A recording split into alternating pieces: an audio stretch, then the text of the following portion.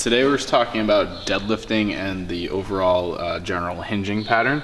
The reason I want to talk about this is sometimes we'll hear in class, whether it's after a day of doing deadlifts, let's say the previous day, or during that day, that, oh yeah, I get sore in my lower back, or I get pain in my lower back. We wanted to address that right now because we don't want to have a lot of soreness in the lower back, and we certainly don't want pain. If you have some soreness along the lower back, or along these muscles over here, these erector muscles, then that's one thing. But if it's really sore on those muscles where you can't even bend over, there's an issue. That means we're using that area too much during our deadlift, and we're going to talk about how to correct that, number one. Number two is we shouldn't have any pain in those muscles, and we certainly shouldn't have pain in our spine. If that's anything you ever experienced, stop doing the deadlift, doing whatever movement it is, talk to your coach. We'll make modifications. We might even need to have you see someone about that. Now we're going to get into the why. So why might you be experiencing some really extreme soreness or some pain in that area while we're doing deadlifts, or we're doing something like a kettlebell swing or a clean or a snatch? One has to do with mobility. It can be a lack of mobility or hypermobility. So if I'm setting up for a deadlift, let's say, and I have hypermobility, which is a lot of mobility, my back might be extremely arched. I want to keep a good neutral position on my back, but if I overarch my back, what I'm going to do is I'm going to turn off the right muscle groups, and I'm going to start to use these smaller muscle groups when I go to lift. As for your spine, that can put some pressure on your spine and the discs, as well as on different parts of each of the individual vertebrae in the lower back. So if we are hypermobile, we need to work on certain things like learning how to engage our midline more, learning how to use those core muscles, making sure our glutes and our hamstrings are stronger. If we lack mobility, maybe we need to do one of a few things. Maybe we need to work on increasing that mobility. Maybe we need to stretch our hamstrings.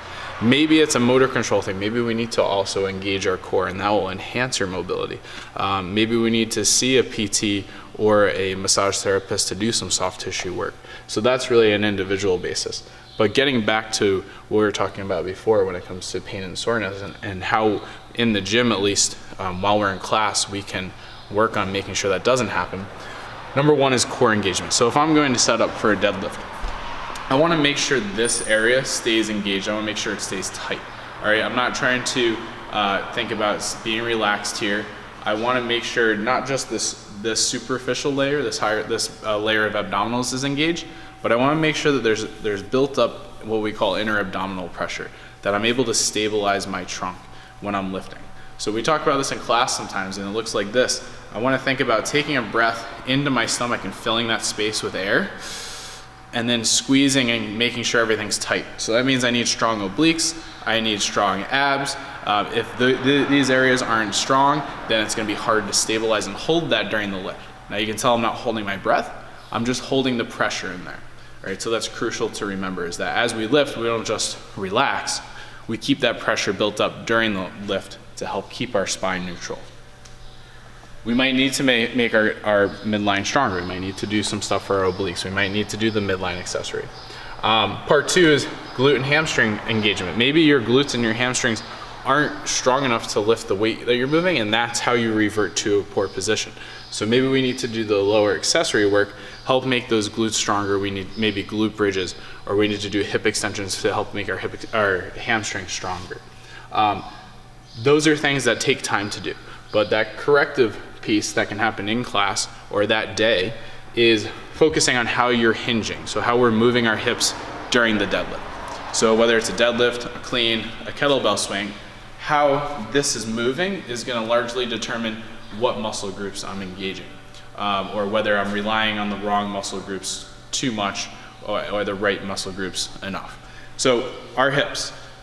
My hips right now are in what we call a neutral position. So I'm standing here, the front of my hip is right here on either side. And when I go to do a deadlift, I don't want them to stay like that, because if they stayed like that, I would be rounding my back. What I need to do is I need to think about this front of my hip tilting forward. So imagine like my pointer and middle finger represent the front of my hip. When I'm going to return a bar to the ground on a deadlift, or I'm doing a kettlebell swing, that needs to tilt like this. As the front tilts forward and the back tilts up, that's gonna lengthen the hamstring. That's gonna engage the glute. That's gonna mean these muscles are firing. If I don't do that, or I don't do it enough, so let's say something like this, where there's a small tilt, but I get a lot from my lower back, that's lighting up that lower back area. But again, if I tilt forward and my midline is engaged like we discussed, and even my upper back for that matter, because this whole posterior side is a chain, I can feel these hamstrings be pulled and lengthened. And that's a good thing. It means they're under tension, it means they're firing, it means that they're what's moving the load. So practicing the proper hip hinge with the core engagement, so recruiting the midline and keeping the upper back tight, will allow you to use the bigger muscle groups, those larger muscle groups, the glutes and the hamstrings that we talked about. It's crucial to work with the appropriate weight during that. So as an example, let's say you can lift up 200 pounds with really poor positioning, really poor posture, but then when you go to correct things, you can pick up 150 pounds with good quality mechanics. Let's work to the good quality mechanics. That will keep you safe. It'll prevent that type of pain and soreness, that over soreness that we want to avoid. And it will put your ceiling higher, so you'll be able to see long-term progress because you are developing the larger muscle groups.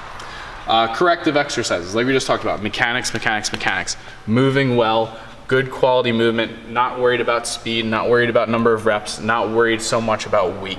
We're really dialing this in, especially when we do that warm-up, that movement review, we're focused there. Number two is if this is something that gives you a problem, I've had these discussions after class, see myself or see Kevin, see Jeff, see Rob, see Mallory, see Colin, whoever it is, spend 5 minutes with one of us talking about hip hinging, how to do it properly, how to feel your hamstrings, how to recruit the midline.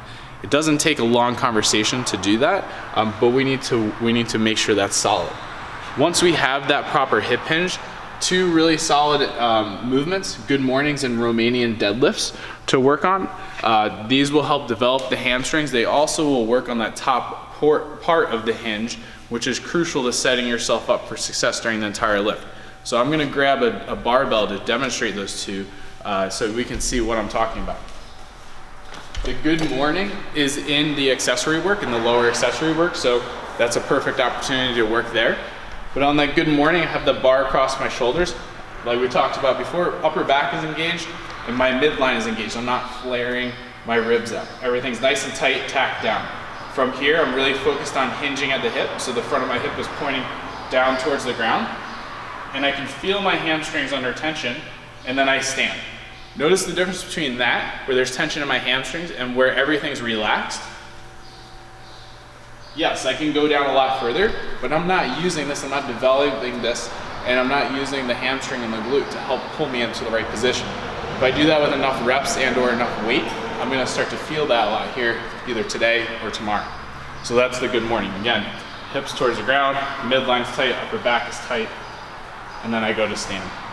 Same thing's true of the Romanian deadlift. The barbell is in a different position, but the movement for the most part is the same. Shoulders are pinched back, abs are engaged, midline's engaged, hips go back, bar stays close, feel it in my hamstrings and stand. Notice how as I went down, I didn't relax. That releases the tension from the hamstring. So I keep everything nice and tight. I work with the weight and at the tempo that allows me to maintain that position. So, to summarize, if we're someone that deals with this pain and soreness that we just discussed, that shouldn't be the case. We need to change something, right? We need to address something. It might be the hip hinge, how you're moving. It might be learning how to recruit that midline. It might be learning how to recruit the glutes and the hamstrings or making them stronger. Really focus on those good solid mechanics. We want to emphasize quality movement over rep speed, over number of reps that we performed in a row, over weight. So if we need to take a few steps back, 2 steps back to take 5 steps forward, let's do that. Good mornings and Romanian deadlifts are really good solid ways to teach us how to initiate that hinge and perform the top half and also develop the hamstrings. Last, substitutions. Maybe we can't do any type of hinging movements for a while until we've worked on this. Or maybe you feel comfortable in what you've learned, but now we're trying to apply it. We can do things like sumo deadlifts. If you have really long legs and a short torso, a sumo stance might be much better position for you to start from and maintain that integrity of your spine. Kettlebell deadlifts. Maybe we need to even take a little bit more of a step back and work with a single deadlift from between the legs. Then, as we get back towards that conventional deadlift, we might be shortening the range of motion, so we elevate that barbell, rest it on a 45-pound plate or two 45-pound plates. So we're starting from here. And again, we're moving properly, moving well. Pain and soreness aren't something that we should tolerate. They shouldn't be present. It's not just, again, it's not that pain, no gain mentality. There is a right way to perform deadlifts and hinging movements. So, if you have any questions, see myself, see another coach before class, after class, during class. Let's work on this stuff. Maybe we give you some homework to do, or we assign an accessories track to follow. So this isn't something we have to deal with in the future.